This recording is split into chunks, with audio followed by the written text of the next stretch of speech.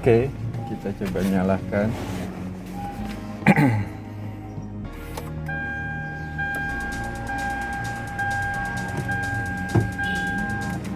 Series, kemudian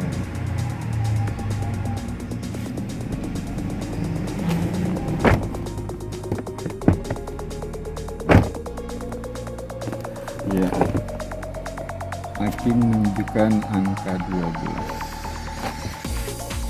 Bagaimana setelah kita start?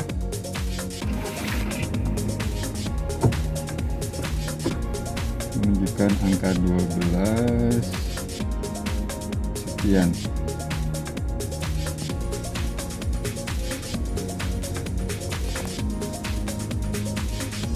Kita tunggu beberapa saat agar tegangan normal.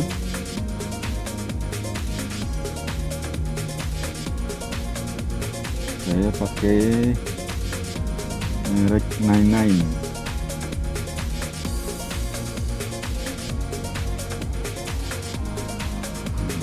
Alat ini berguna sekali buat sobat sekalian yang menginginkan tampilan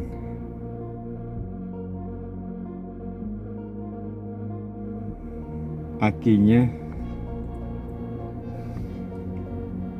tanpa repot, cukup dengan melihat melalui layar kecil yang sederhana ini, dan sangat informatif, tentunya juga sangat berguna.